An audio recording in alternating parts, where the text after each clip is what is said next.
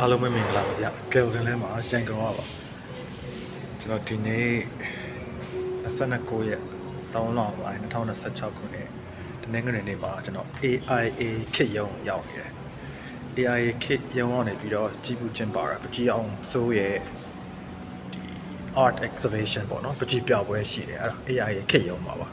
AIA ခေတ်ရုံကတော့ရန်ကုန်မြို့ဝင်ကြီးများရုံပါသူရဲ့ဒီနေရာကတော့ဗိုလ်ချုပ်လမ်းနဲ့တိမ်ပြူလမ်းတောက်မှာရှိပါတယ်ဝင်ကြီးများရုံးထဲမှာဝင်ကြီးများရုံးရဲ့ရှေ့ဘက်ချမ်းပေါ့နော်ရှေ့ဘက်ချမ်း building ကနေထဲထဲဝင်ပြီးတက်လာလိုက်တယ်ပထမတက်မှာဆိုလို့ရှိရင်အဲဒီခေတ်ရုံးရှိပါတယ်အခုဒီမှာပကြီးပြပွဲမှာကျွန်တော်ဒီနေ့ကနေပကြီးလေးတွေပကြီးပညာကိုလိုက်ပြီးနားလေတက်ကြွမှုရှိတော့ညာလဲခံစားတတ်တဲ့အခါကျတော့ပကြီးလေးတွေကြည်အောင်ဆွတ်လက်ရလေးတွေပေါ့နော်သူရဲ့ခံစားချက်လေးတွေသူရဲ့ပညာတင်ဆက်မှုနဲ့ expression လေးတွေကိုလာပြီးတော့လေ့လာဖြစ်ပါတယ်ချက်ကြည့်လိုက်နော်ကျွန်တော်ပြပေးမယ်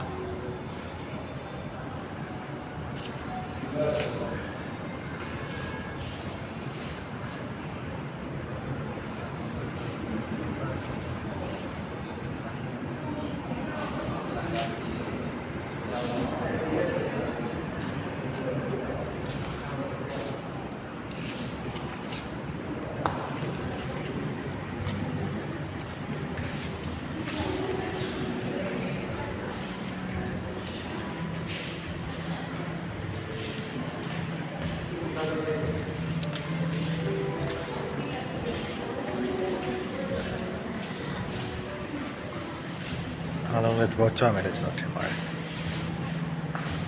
ကယ်ဗင်လဲမှာရန်ကုန်ပါBye bye see you